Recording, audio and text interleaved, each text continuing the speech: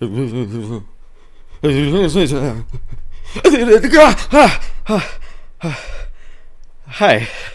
I didn't see you there. I was just using ye old time stone to try and predict what's going to happen in Avengers 4. Because have y'all seen Infinity War? I mean, at this point, probably you have, and hopefully you have. Otherwise, this video is going to be very, very awkward for you. In all seriousness, though, I've had to do this one. I should have done it earlier. I knew I should have, but Infinity War. Mwah, what else can I say about it? What else can I say for the next 15 or so minutes aside from mwah? It's a wonderful movie. It is brutal. It is invigorating. It's emotional, and it totally redefines just what a superhero movie could be. Not even just for Marvel movies.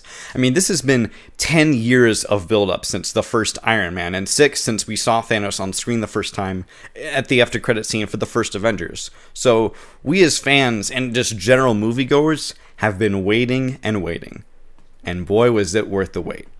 Because, see, the film starts off, well, before I say anything, I should probably let you know there's going to be a lot of spoilers. The film starts off with a fight between Thor, Hulk, and kind of Loki, doing Loki, with Thanos. So that's what was the craziest thing.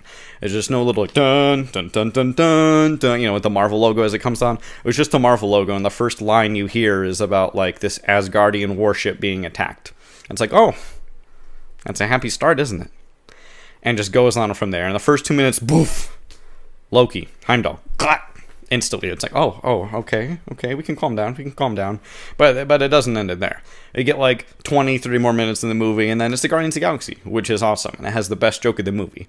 It just shows you this outshot of space, and you hear Rubber Band Man by the Spinners playing, and that just says, space. It's wonderful. But then like 10 minutes after that, Gamora dies. Thanos is searching for all the stones. He's already got the power and, at that point, reality, as well as the space stone. So he's like, all right, I got to get me some stones. And he's looking for the soul stone. And only Gamora knows where it's at. And there's a cameo by our good friend Red Skull, which no one saw coming, except that one guy on Reddit who sought out the spoilers, because why not? Looking at you. Yeah, you. And he's like, oh, well, to get the soul stone, you got to kill someone. So Thanos is like, yeet, with Gamora. And it's like, what? What am I looking at here? It was crazy because we've only seen Gamora on screen for 2 movies so far, and even then she didn't have exactly a major part, but in this one she's very important, and it's absolutely crazy just how we finally get a taste of what her character is really like outside of the Guardians. And then you see what I did with it? But in all seriousness, it's so unexpected and unpredictable.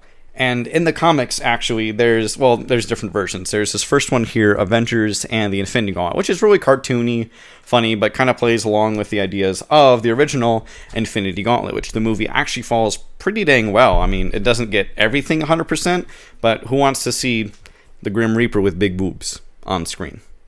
Don't answer that. Don't answer that. But it follows it in the sense of things like in the comics, the prophet who comes to warn Earth of Thanos is Silver Surfer.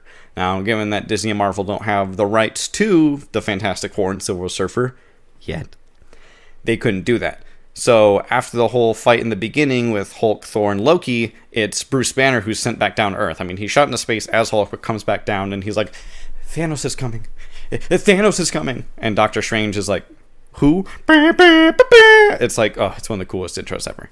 But it follows it really well as making its own thing with the story, because it never strays too far, but never is too much alike the comic. It never wants to copy it panel by panel, which I really appreciate. The Russo brothers are die-hard comic fans as well as good filmmakers, and that's evident throughout every frame of Infinity War. And for so much going on, there's never a dull moment, but it also never feels choppy. The flow is very, here's this situation going on, and then here's another one, but it never feels like you're left with too many questions, I should say. It will leave you on somewhat of a cliffhanger. I mean, not as much as that ending, and I'll get to that in a bit. But you never feel as though you're really confused. It's just a lot happening, so the movie's reminding you, okay, this is going on, this is going on, this is going on, this is going, this is... and it never stops. But when it does come together, it comes together. Because the main idea is that all the Avengers who are left on Earth go to Wakanda, where they have Bucky can try and remove the Mind Stone from Vision, and eventually get the stone out of Vision's head and out of Thanos' hands long enough so they can figure out a plan. And the plan goes south when the Black Order, who are really, really cool characters, albeit they look like a new version of Green Day, and just show up and wreck the whole scene. I mean, they literally just send like this swarm of those like alien guys with like 4 arms, like into the barricade of Wakanda, which after you've seen Black Panther is like, that's gonna kill him. That's gonna kill him, and it does. It's like super messy, it's pretty violent, really violent for a Marvel movie. I was expecting it, but not quite at the magnitude that was given to me, and I'm not complaining. But Thor teams up with Rocket and Groot, and when he comes down to help the Avengers and eventually save the day, it's one of the coolest moments. Not just in the movie, but of like any Marvel movie yet, because it's the first time you hear the theme when it gets to the main like bah, bah, bah, bah. And it's just Thor with like his new weapon, because thanks Hela, you broke Mjolnir, and a rocket on his shoulder standing next to Groot. And it's like, it's like a combination no one asked for, but no one's complaining about, and we want to see more of. It's just a shame that the one thing they did take from the comic is the beginning and put it at the end. Now, I'm not saying that's a shame because that's bad storytelling. If anything, it's great. It just leaves the audience on one of the craziest cliffhangers in movie history. Because essentially what happens is Thor thinks he kills Thanos by yeeting the hammer at him, after Thanos just literally rips the Mind Stone out of Vision's, mind. And we're left with Thanos snapping his fingers and seeing half of the universe, literally, our universe, dissipate. Spider-Man, Groot, Scarlet Witch, Black Panther, all these newer characters are the ones that are first to go. And Spider-Man's obviously was the feelsiest, because it's like, I'm a softie for Spidey. And the Russo brothers even confirmed that, one, Tom Holland improved that scene. He was just told, hey, Spider-Man's gonna die. And that he was like, okay, and went for it. But two, it's the last one. And I think it was meant to be that way in the sense of how we could really get the full impact. Because when I kept seeing all these things for Infinity War and people saying, oh, Spider-Man's going to die, I'm like, well, there's no way. He's got a movie coming out, probably 2, after Avengers 4 or Infinity War Part 2. I don't know what. No one knows what it's called at this point. But he's got more movies coming. We just got introduced to him and used to him, Spider-Man Homecoming was awesome. I was like, there's no way. And I finally saw it. And that's when the tears that were already built up just because of my emotions and trauma just fell. I was like, don't do this. Don't do this. And so if you ever see all these memes on the internet of, I don't feel so good, and someone dissipating, you can thank Marvel Studios for that. And ripping the heart right out of your body, because they went there. They did that. But I have to give the movie respect for that, because just other movie in general is like, oh, you see Spider-Man on screen? Died. Every Spider-Man movie has come close or kind of been like, oh, Spider-Man might die, and then never does it, because it's a Spider-Man movie. We're always going to see him out to the very end. But when you see everyone go, and to end with Spider-Man literally dying in Tony Stark's arms on Planet Titan, it's crazy. You're like, what did I just see? What happened? And the last shot isn't even of the Avengers. It's Captain America saying, oh God. And it goes to Thanos at this peaceful, wonderful planet, looking off into the sunset. An allusion to a line previously stated in the movie of what's your endgame, what's your goal. And he says, looking over the sunset on a grateful universe. And that's what he got. That's what makes Infinity War such a great movie, is because it defies expectations of what we know of superheroes and of superhero stories. We always know that, there's going to be a cool villain, and maybe he'll get close. As Iron Man says, maybe it's too much, and maybe the Earth is destroyed, but you can be sure we'll avenge it. And that doesn't happen in this one. There's no completion. There's no, save the day moment that we have. We think a couple times that it comes, but it never does. And the last thing you see is Thanos smiling and nodding, looking over the world he created, so to speak. And it's jarring. It's harrowing. You never expect that of a superhero movie. I feel bad when I see all these 6 and under kids coming out of Infinity War, because I'm like, it's not a kid's movie.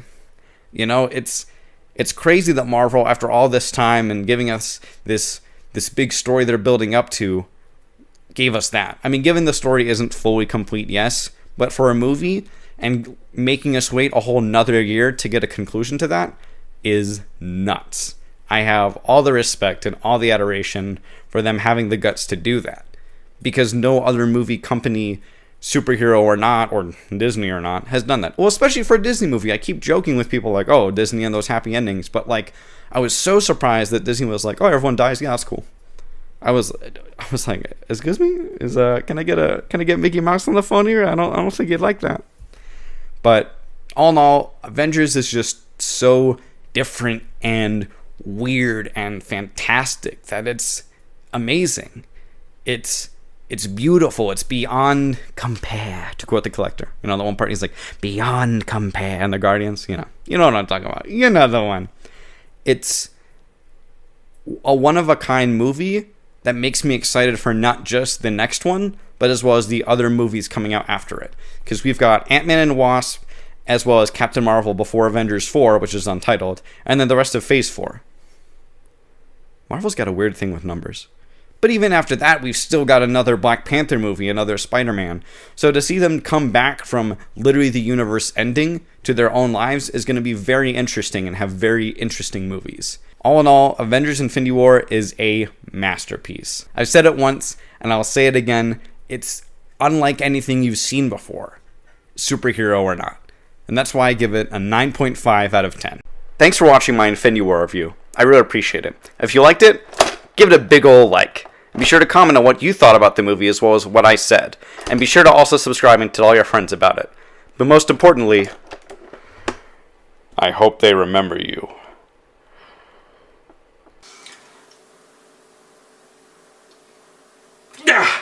Oh, gosh. All that for a drop of blood.